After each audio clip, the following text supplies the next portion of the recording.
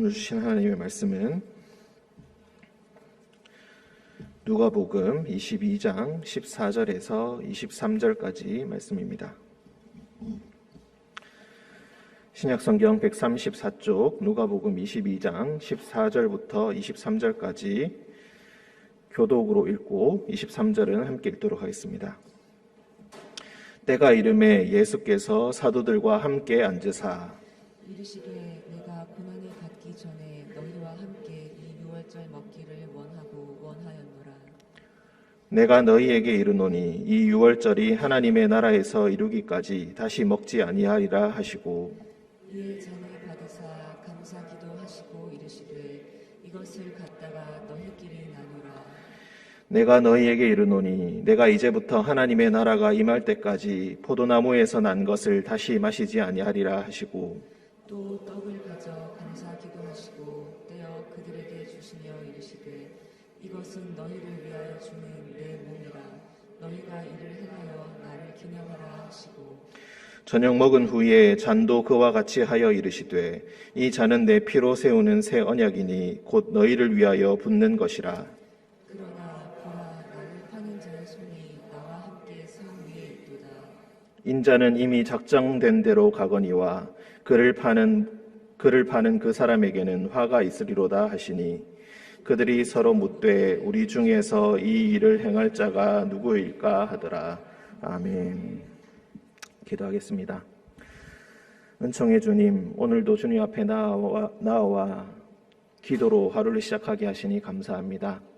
우리의 마음을 들여 주님께 기도드리오니 우리의 모든 마음을 알고 계신 주님, 우리의 모든 기도의 제목을 알고 계시는 주님, 우리의 모든 상황과 우리가 알지 못하는 영혼의 갈망까지도 아시는 주님, 주님 이 시간 주님의 말씀을 들으며 주님께 기도드릴 때에 주님의 말씀에 따라 기도가 이루어지는 은총을 이 새벽에 얻게 하여 주옵소서.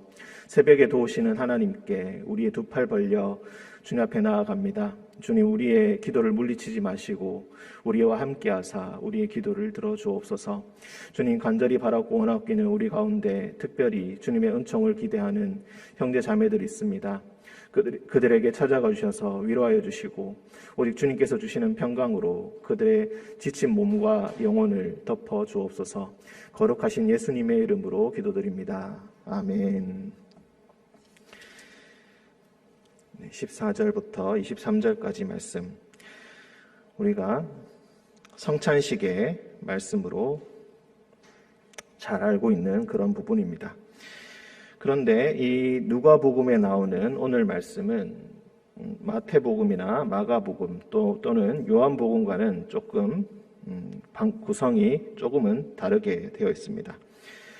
그 점을 유념하시면서 우리 함께 묵상했으면 좋겠습니다. 14절, 때가 이름에 예수께서 사도들과 함께 앉으셨다. 때가 이르렀다라는 이 말은 참으로 의미심장합니다. 이전에 이미 제자들 2명을 보내어서 유월절 식사를 미리 준비하게 하였는데 그냥 문맥적으로 봤을 때는 식사가 준비되었기 때문에 때가 이르렀다라고도 우리가 이해할 수 있겠지만 이 성찬식을 행하는 의미가 예수님의 십자가 순환을 의미하는 것이고 우리에게 생명을 나누어 주신다는 그런 의미가 있기 때문에 이 때가 이르른다라는 이 말은 또 다른 식으로 해석을 하자면 순환이 온다.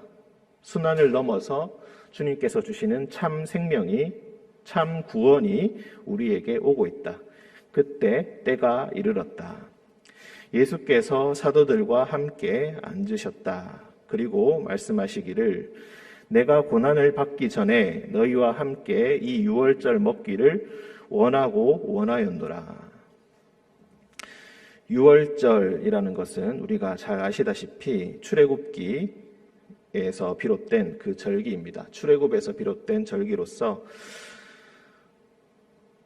그 어린 양을 잡아서 그 피를 문설주에 바른 그 집은 여호와의 사자가 지나가게 되고 그 외에 바르지 않은 그 모든 집은 장자가 죽임을 당하는 그런 심판을 경험했습니다. 그래서 어린 양의 피가 발라져 있는 곳은 넘어간다라고 해서 이 유월이란 말은 넘어간다, 패스오버라는 의미가 있습니다.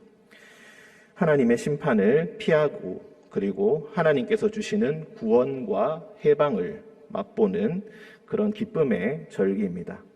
그런데 이 유월절을 준비하기 전에 바로 그 전날에 출애굽의 역사가 있기 바로 전날에 이것을 기념하기 위해서 미리 양을 잡아서 그 피를 바른 후에 그 고기를 함께 온 식구들이 나누어 먹고 그리고 몇몇 음식들도 함께 나누어 먹고 출발할 준비를 그 전날부터 이미 모두 다 맞춰놓고 급하게 먹는다라고 되어 있습니다. 하나님의 구원이 너무나 확실하기 때문에 내일 아침에 일어나서 준비하는 것이 아니라 오늘 밤부터 미리 준비를 하는 것입니다. 이 기쁨과 이 구원의 배경이 바로 성찬식에 중요한 의미가 있다는 것을 15절과 16절을 통해서 가르쳐주고 계신 것입니다. 고난을 받기 전에 십자가에 달리시기 전에 너희와 함께 이 유월절 식사를 하기를 꼭 바래왔다. 유월절을 기념하는 식사는 팔레스타인 지방에서 유대인들이 계속해서 기념으로 했던 이미 이전부터 행해오고 있었던 한 관습의 일부이기도 합니다. 여기서 예수님께서 베푸시는 이 성찬식 또는 최후의 만찬 또는 이 마지막 식사가 예수님께서 주관하심으로 말미암아 이제부터 새로운 의미가 시작됩니다. 새로운 유월절, 새로운 출애굽, 새로운 구원의 역사가 지금부터 시작된다는 것을 이 식사를 통해서 가르쳐주고 계신 것입니다. 16절 내가 너희에게 이르노니 이 유월절이 하나님의 나라에서 이루기까지 다시 먹지 아니하리라 하시고, 이 말씀은 굉장히 어렵습니다. 하나님의 나라에서 이루기까지 내가 다시 먹지 않겠다. 17절 이에 잔을 받으사 감사 기도하시고 이르시되 이것을 갖다가 너희끼리 나누라. 여기서 잔을 받아 감사 기도하셨다, 감사하셨다라고 할 때 이때 이 감사하다가 헬라어로 유카리스테스라고 합니다. 이 성찬식을 영어로 할 때 유카리스트라고 부르는데 이 감사하다라는 의미에서 시작된 것입니다. 즉 성찬식은 영어로 하자면 감사 기도를 의미한다고 우리가 생각하시면 되겠습니다. 하나님께 잔을 받아 하나님께 감사 기도하시고 이르시되 이것을 갖다가 너희끼리 나누라. 잔을 받으시고 감사 기도하시고 예수님께서는 드시지 아니하시고 이것을 갖다가 너희끼리 나누라고 하시면서 그 잔을 돌려주십니다. 이것은 초청의 의미가 있습니다. 너희가 이 식사에 함께 참여하게 되었구나. 내가 이 식탁의 주인이다. 너희는 이 식탁의 자리로 나아오라 라고 초청을 하고 계신 것입니다. 이것을 갖다가 너희끼리 나누라라는 이 말씀은 우리가 성찬식을 이후로도 행할 때마다 예수님께서 우리를 그 식탁으로, 그 구원의 식탁으로 계속해서 초대하고 계신다는 것을 의미하기도 합니다. 18절 내가 너희에게 이르노니 내가 이제부터 하나님의 나라가 임할 때까지는 포도나무에서 난 것을 다시 마시지 아니하리라. 16절과 18절에서 끝에 다시 먹지 아니하리라, 다시 마시지 아니하리라. 이전의 옛 의미는 이제부터 사라지고 이제 새로운 식탁이, 새로운 구원의 식탁이 시작되었다. 이후 한 번 더 우리가 생각하면서 묵상해 볼 것은 예수님께서 십자가를 지실 때 이후에 23장에 보시면은 십자가를 지실 때 신포도주를 먹이는 그런 장면이 나옵니다. 예수님께서 신포도주를 그 순환의 한가운데서 드시는 그런 장면이 나옵니다. 하나님의 나라가 임한다는 것은 어떤 것인가? 우리가 그것을 통해서 다시 한번 묵상해 볼 수가 있겠습니다. 19절 또 떡을 가져 감사 기도하시고 떼어 그들에게 주시며 이르시되 이것은 너희를 위하여 주는 내 몸이다. 너희가 이것을 행하여 나를 기념하라. 떡이라는 것은 이제 자신의 몸이라고 말씀을 해 주십니다. 이전에 유월절 식사에서 무교병을 먹는 관습이 있습니다. 누룩을 넣지 않는 빵을 먹는데 여기서 이 떡을 준다라는 것은 그 무교병과 똑같은 의미라고 우리가 볼 수가 있겠습니다. 어떤 것도 섞이지 않은 정결한 무교병, 그 무교병을 하나님께서, 예수님께서 자신의 몸으로 떼어서 주신다. 십자가에서 자신의 몸을 찢기시어 우리에게 생명을 주셨다. 이것을 십자가의 의미로서 이 식사에 투영하고 있고 그 의미를 우리에게 가르쳐주고 계신 것입니다. 그리고 너희도 앞으로도 이것을 행하여서 함께 식사를 할 때마다 이것을 행하여서 나를 기억하고 나를 기념하여라. 담임 목사님께서도 여러 번 강조하신 바와 같이 여기서 기념하다라는 이 말은 아남네시스라는 말로 많이 씁니다. 단순히 기억하다, 회상하다라는 의미를 떠나서 그것보다 조금 더 강력한 의미가 있습니다. 기념하다라는 이 의미는 그때의 그 의미를 지금 나의 현재로서 살아간다라는 의미가 있습니다. 즉, 그때가 좋았지, 그때 그것이 맛있었지라는 그런 의미가 아니라 지금도 내가 그 식탁에 참여하고 있다는 것을 굳게 믿고 그것을 나의 현재로 살아간다는 것입니다. 믿음과 신앙이라는 것은 옛날의 좋은 기억, 옛날에 뜨거웠던 기억으로 계속해서 유지해 나가는 것이 아니라 지금도 내가 그 믿음으로 생생하게 오늘을 이 현실을 살아간다는 것을 굳게 믿는 것을 의미합니다. 기념한다는 것은 단순히 기억한다는 의미를 넘어서 조금 더 강력한 그런 의미가 있습니다. 그래서 그 의미를 단순히 기념하다, 기억하다라는 말에 다 담을 수 없기 때문에 아남네시스라는 어려운 말을까지 써가면서 그렇게 강조하는 것입니다. 20절 저녁 먹은 후에 잔도 그와 같이 하여 이르시되 이 잔은 내 피로 세우는 새 언약이니 곧 너희를 위하여 붓는 것이라. 이 식사가 6월절 절기 바로 전날에 있었던 그 식사를 의미하기도 하지만 여기서 우리가 또 생각해 볼 수 있는 것은 출애굽기 24장에 보시면은 시내산에서 하나님과 언약을 맺는 장면이 나옵니다. 모세가 모든 백성들을 모아놓고 청년들을 불러서 소와 양을 잡고 그 피를 새 언약의 피다라고 하면서 그 제단 위에 뿌린 다음에 그리고 몇몇 사람들과 함께 하나님께 나아가서 함께 먹고 마셨다. 하나님을 배우니 청옥을 그 발 아래 편듯하였다라는 그런 24장 3절에서 11절의 말씀이 있습니다. 지금 다 읽어보기엔 너무 길기 때문에 읽지 않고 넘어가겠습니다. 거기에서 보시면은 언약의 피를 뿌린 다음에 하나님과 함께 더불어 먹고 마셨다. 이렇게 이야기합니다. 마가복음과 마태복음에서는 떡과 잔을 나누는 것으로 끝나는데 누가복음 우리가 읽어보신 것을 보면은 17절, 18절에 잔을 받으시고 또 떡을 가지시고 떡을 주시고 그 다음에 또 잔을 주십니다. 그래서 잔을 한 번 더 주신다는 것이 의미가 조금 다르게 누가복음에는 나와 있습니다. 모세 시대 때는 그 피를 뿌림으로써 새 언약을 지금 맺었다라고 하시는데 예수님께서는 그 잔을 우리에게 주어서 마시게 하시면서 내 피로 세우는 새 언약이다. 이것을 마시라. 너희가 피를 뿌리는 것으로 끝나는 것이 아니라 그 피에 생명이 있음을 알고 이 피를 다 같이 마시라. 예수님의 죽음에서 흘리신 그 보혈이 우리에게 참 생명됨을 깨달으라라는 그런 의미로 그렇게 주신 것입니다. 그리고 이것은 너희가 나의 백성임을 확증하는 약속의 표시, 언약의 표시, 그것이기 때문에 너희가 이 잔을 마신다면은 너희와 나는 아주 긴밀하고 아주 친밀한 관계, 새로운 관계에 들어가게 되는 것이다.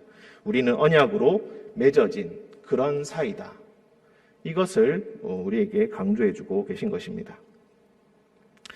떡과 잔을 마신다는 것은 우리의 생명이 어디서부터 오게 되었는가, 그리고 새로운 출애굽, 새로운 구원이 예수님으로부터 참으로 시작되었다는 것을, 그리고 거기서부터 이미 하나님의 나라가 시작되었고 천국을 살아갈 수 있는 자격이 주어짐을 우리가 이 성찬식을 통해서 매번 기억하고 기념할 수 있게 되는 것입니다. 하지만 신앙의 현실은 역시나 씁쓸한 면이 있습니다. 21절 그러나 보라 나를 파는 자의 손이 나와 함께 상위에 있다. 그 거룩한 식사의 자리에 예수님을 파는 자의 손이 함께 상위에 올라가 있다. 언약의 새 피를 마시고 예수님의 몸을 함께 나누었는데 그 형제 자매가 예수님을 팔고 예수님을 배신하더라. 물론 여기서 나를 파는 자는 마땅히 가룟 유다일 것입니다. 하지만 굳이 가룟 유다라고 이야기하지 않습니다. 그리고 제자들은 자기들끼리 우왕좌왕합니다. 우리 중에서 이 일을 행할 자가 누구일까? 당연히 가룟 유다겠지라고 하고 넘어가는 것이 아니라 여기서 예수님을 파는 자가 누가 될지 모른다는 의미도 함께 들어가 있습니다. 함께 신앙을 나누고 함께 성찬식을 받고 함께 예수님의 제자라고 고백을 하다가 어느 순간에 예수를 파는 자가 될 수도 있다. 그 누구도 예외는 아니다. 오늘 말씀은 아니지만 24절을 보시면은 그 성찬식 와중에 또 그들 사이에 그중 누가 크냐 하는 다툼이 났다라고 되어 있습니다. 너무나 상반된 그림이 이어지고 있다는 것입니다. 새로운 구원, 새로운 출애굽, 하나님께서 우리에게 베푸시는 그 모든 구원의 총체적인 그 종합 선물 세트가 바로 이 식탁에서 모두 다 이루어지고 있는데 그 식탁에서조차 인간들은 예수님을 팔고 누가 더 우월한지, 누가 더 큰 자인지 거기에 정신이 팔려 있다.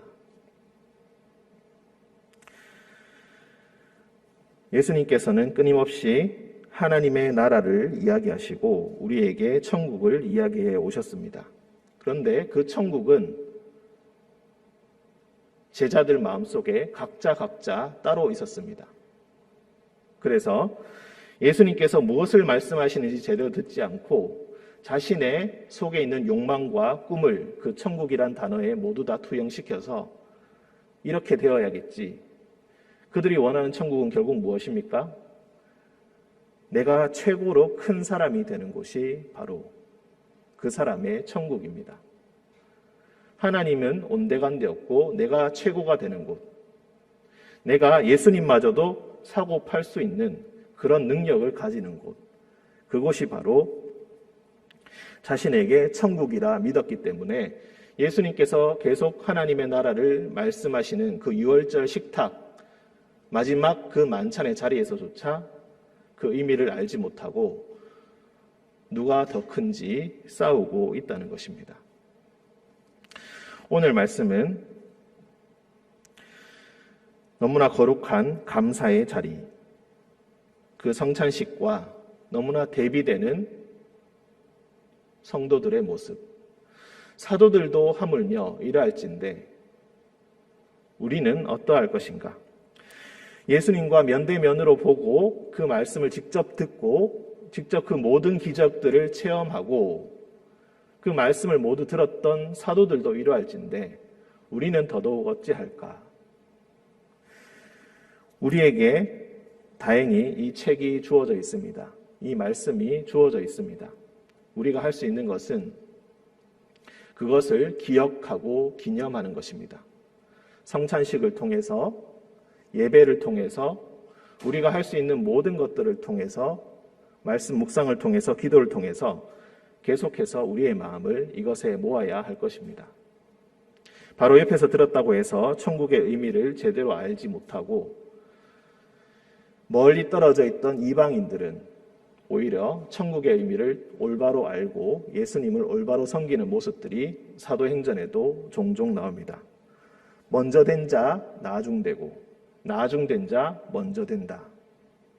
천국에는 앞과 뒤가 없고 오직 하나님을 향한 신실한 마음과 그 충성만이 그 모든 것의 척도가 될 뿐이라는 것을 오늘 말씀을 통하여서 통렬하게 가르쳐주고 계신 것입니다. 우리가 오늘도 이 식탁 앞에 서서 우리가 무엇을 해야 할지 그 의미를 다시 한번 새겨보는 그런 하루가 되시기를 주님의 이름으로 간절히 축원드립니다. 함께 기도하겠습니다. 은총의 주님, 우리의 연약함을 용서하시고 우리의 부족함을 용서하시고 우리의 작은 욕심조차도 버리지 못한 채 우리의 욕심을 잔뜩 들고 계속해서 하나님 앞에 나아오는 우리의 어리석음을 주여 용서하여 주옵소서. 하나님의 것을 먼저 바라고 하나님의 나라를 먼저 구해야 할진데 우리는 여전히 나의 것을 먼저 구하고 내 가족의 것을 먼저 구하고 있습니다. 주님, 우리의 연약함을 용서하여 주시고 우리의 모든 소원이 하나님의 소원과 함께 합치를 이루게 하시고 주님께서 이루고자 하시는 그것을 우리의 삶 속에, 우리의 가정 속에, 우리의 교회 속에, 우리의 나라 속에 이루기를 오늘도 힘쓰는 자들이 되게 하여 주옵소서. 성찬식을 행할 때마다 그리고 예배를 드릴 때마다 예수님께서 우리에게 베풀어 주셨던 그 구원의 그 은총을 항상 기억하게 하시고 그 은총이 오늘도 우리 가슴 속에 살아 숨쉬며 살아 뛰면서 오늘도 우리를 살아가게 하는 그런 능력이 되게 하여 주옵소서. 거룩하신 예수님의 이름으로 기도합니다. 아멘.